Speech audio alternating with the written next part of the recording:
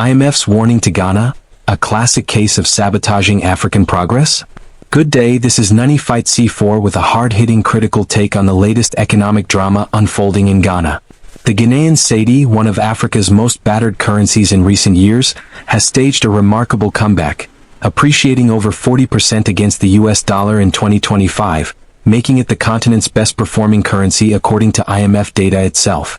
This surge has eased debt burdens, tamed inflation to single digits, boosted reserves, and given ordinary Ghanaians real relief from sky-high import costs.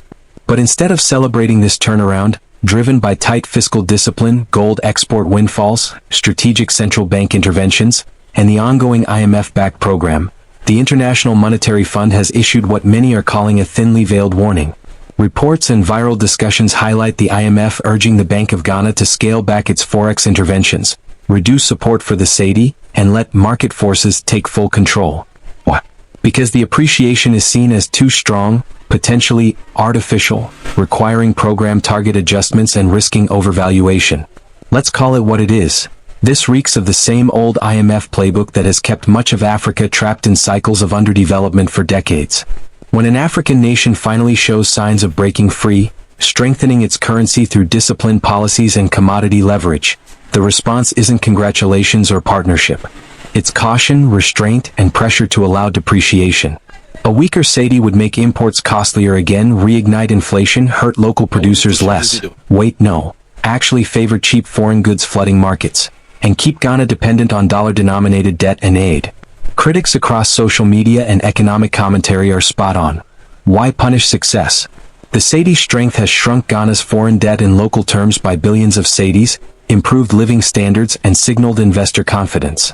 Yet the IMF warns against excessive interventions that propped it up, pushing instead for greater exchange rate flexibility, which in plain speak often means letting the currency slide back toward weakness to align with outdated models that prioritize export competitiveness over domestic stability.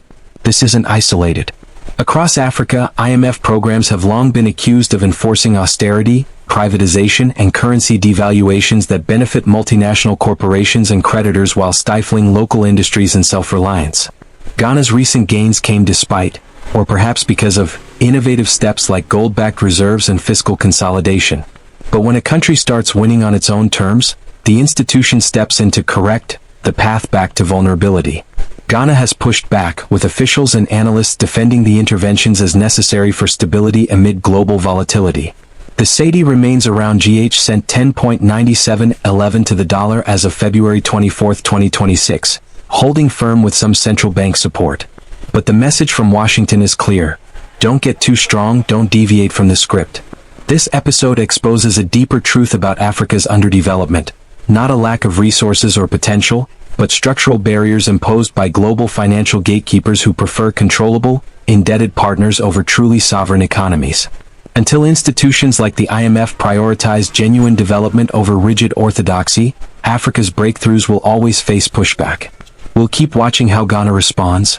Will it bend to the pressure or chart its own course? Stay tuned for updates.